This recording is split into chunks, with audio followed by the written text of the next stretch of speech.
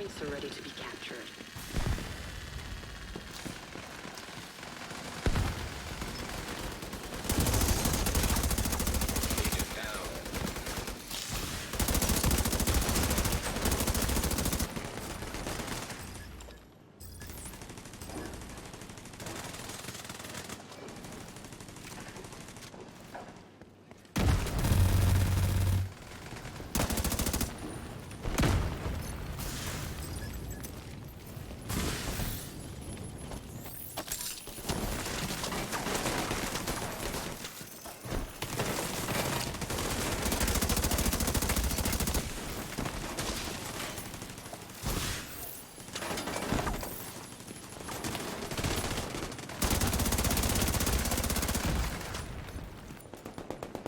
Wait.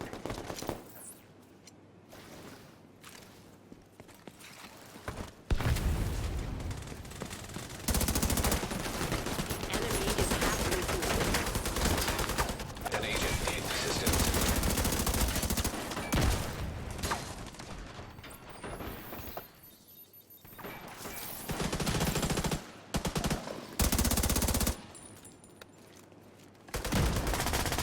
Specialization supply drop has expired.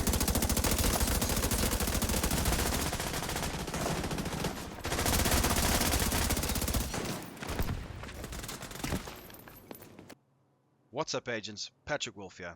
As you could see from that video, we do in fact have a Firecrest build, and I am bringing you guys the Firecrest build Division 2.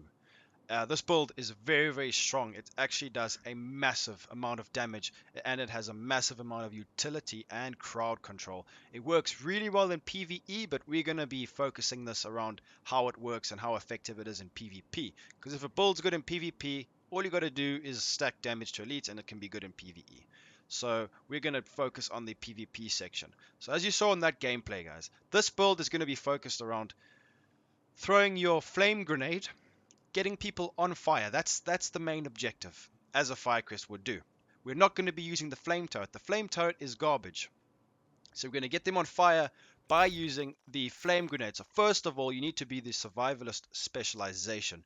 You get flame grenades, if you did not know that, and you get 15% assault rifle base damage. So this is going to be an assault rifle build because we want to do medium range constant damage. So what gun are you going to want for this build? You're going to want a military P416. Now this build is actually really min-maxed for me, guys. I've worked hard for this. This is probably my most complete build I've ever shown you guys. It's actually perfect. It's the way you want it. So we want ignited on this. You need this assault rifle. It's the best in the game currently in slot. So make sure you get this. I've got ignited and Allegro, the two talents you really want. You have to have ignited. Deal plus 20% damage to burning enemies. Flat 20% damage, guys. Think about that for a second, all right? Similar to the Predator's Mark build I put on. So this is the Firecrest build of the Division 2. Because of we're going to be utilizing the whole on fire status effect. Put your enemies on fire. Straight off the bat, off on the gun, we've got 20% base damage from that. We're going to be using the Chatterbox because the other ones, the other holster talents on the exotics aren't going to benefit as much. The Nemesis, you need to have a scope, and we don't want a scope, so we're just going to be using this because you're going to be getting a lot of kills. So as you saw in the video, guys, we're going to be using the Seeker Mine. Now, flame grenades are very good. They got about a 5-meter radius. It's 1 meter more than the frag and concussion. So you're going to be throwing it. You're going to be putting them on fire. It has like this machine gun sound. It's really satisfying. And once they're on fire, they're dead. That's the motto of this build, because you put them on fire. This grenade ticks for about 3.7 thousand damage. So 3,500 damage per like half a second, because it just ticks constantly. And it rips their armor off very quickly.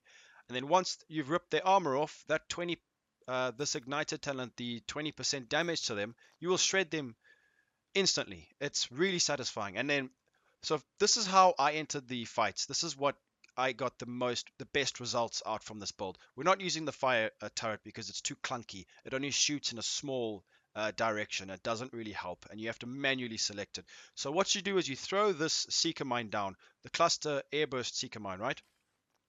And it's going to put them on fire, and then you're going to be spamming grenades. You're going to be there's going to be fire everywhere. It's going to be like hell for them. And then once you put them on fire, This is where it gets very interesting. Now, you're probably wondering, how did I do so much damage? We only got 8 firearms, 2 shield, and 8 utility. Well, here's where it gets very interesting. So, we are going to need 3 pieces of ongoing directive for this build. Why? Because of burn damage. So, the reason why I was doing so much damage with my grenades and my seeker mine is because of this. Plus 25% burn damage. So, this is very important. You guys need to have spec into ongoing directive. You need 3 pieces. So 1, 2, and 3. That gives us the damage. And this is also very important right here. The backpack. You guys don't worry about what set it is. Don't worry about the brand set for the backpack. It's not that important. I've gone for more crit chance and crit damage and a little bit extra skill power to get me up to 1k skill power. So on the ropes is probably my favorite PvP talent so far. The reason why we're using a hive is because, guys, on the ropes, weapon damage is increased by 25% while all skills are on cooldown. And then hardened, obviously, for 10% armor, because we got quite high armor, to be fair, for only having 2 shields. Let's be honest. Okay, so let's just recap what we're doing here, okay, guys. This build is really, really potent. So we're gonna be using the hive. This is the speed hive, as I like to call it. It's a booster hive. You put it down in the PvP game modes. It gives you a boost. You get a lot of running speed, so you can run and move around for a long time. And once you've thrown that down, you throw your seeker mine at the enemy. All of a sudden, on the ropes is procced. So you got 25% damage. You throw your fire grenade, it does 25% damage to them just from the fire. And then not only from the on the ropes damage, but you're going to get a further 20% weapon damage while you're shooting them. So you're just going to wreck multiple people. I find this to be very good for killing multiple people in one small area, because they won't be able to shoot you back. They can only hip fire. So this is really good if you're in a 1v2, 1v3 situation. It just works really well. And then this is a piece you guys need to have as a Fenris chest piece. You need all these headshot damage, weapon damage, and crit chance just to give yourself that extra bite. And you need berserk, so you get a further 10% weapon damage when your armor is getting depleted, though. So hardened is the second one that you guys need to roll, because we want to boost our armor as much as we can. Do not worry about health for this. You don't need it. You might be wondering, well, how are we going to heal? I like using Chem Launcher. Guys, on the ropes is currently bugged. I throw 1 Chem Launcher out of 3 down. My on the ropes is on. It's procced, and it stays procced for a long time. So you guys can use a Chem Launcher like in the gameplay that you saw.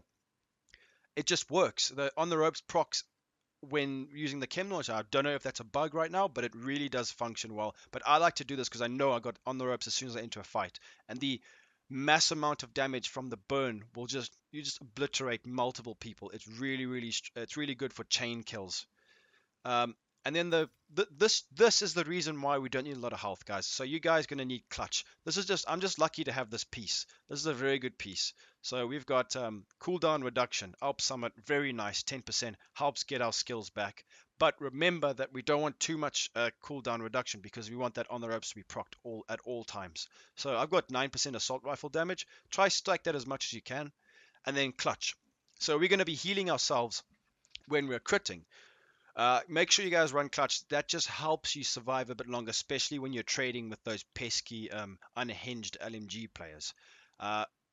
So this is quite interesting, though. If you guys didn't see my stream last night, funny enough, those LMG players, they like to rush, as you guys know. They like to rush you, and they like to hip fire you. They're not going to do that anymore, because you're going to put their asses on fire and you're going to destroy them. This build is really good for 1v4 situations even, guys. It's really strong, and I really want you guys to try this build. It's potent. You get so much damage when somebody's on fire. If your 2 skills are used up and you're on cooldown and somebody is on fire, you will kill them.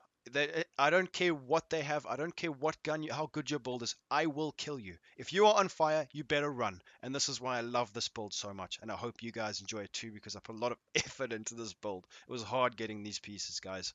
Don't worry about the pistol. The thing is with these pieces is you can mod them with a lot of skill power as well. As you can see here, there's a whole bunch of stuff. All you need to do is get your electronics to allow on the ropes to proc. So you just need 7. So just make sure you guys have 7. So 8-8-2 is what I would say is a good balance. You still feel pretty tanky. You don't feel weak at all or squishy. It definitely don't feel squishy because of the hardened. That's why it's actually quite important to follow exactly what talents I've got on these pieces. Hardened really helps you be tanky, and clutch gives you your health back. So it all works together, guys. It's a really good build. So I'm going to be using it. I'm actually going to maybe do a stream tomorrow, and then we're going to be using this build. You guys can join and see exactly how it works. It's really good. You have to be quite skilled to use it in some situations because uh, it's a bit tricky. You got to time all your grenade throws, and you got to time you got to be able to aim your seeker mine a bit better than most. It's not too easy to use, but in PvE, this build will just wreck. It'll be very easy to use, especially if you use the flame turret. So right, you can see here, we've got 20% crit chance. That's why I spec a lot into the Wyvern crit chance and crit damage, is to help with my clutch gloves. So we've got crit damage 32, 19.5 is not bad for a build that's not focused on crit. And we've got 34% plus an additional 5. So you guys do the math. We are getting massive amounts of damage. Um, with the skill power, we just got about 1,000. You see, I've got 41% skill cooldown reduction. But it just really helps when especially when you're trying to out heal somebody. If you guys want to use the Chem Launcher, like I said, on the ropes is a bit bugged, but it is a blast to run this build, guys. If you want to use the flame turret, I wouldn't recommend it, but you can. It does add a bit more fun to it because people see this flame fire dragon breathing down their neck and they just instantly run away. It's actually hilarious. So anyways, guys, I hope you enjoyed this build. Please leave a comment on what you think about it, but more importantly, try it and give me your feedback. Maybe I can improve it. Maybe we can adjust it a bit together, and then maybe in my next live stream we will be able to make it a bit of a better build. So anyways, guys, thanks for watching. Leave a like, subscribe, and I will be seeing you guys in the next video. Peace out.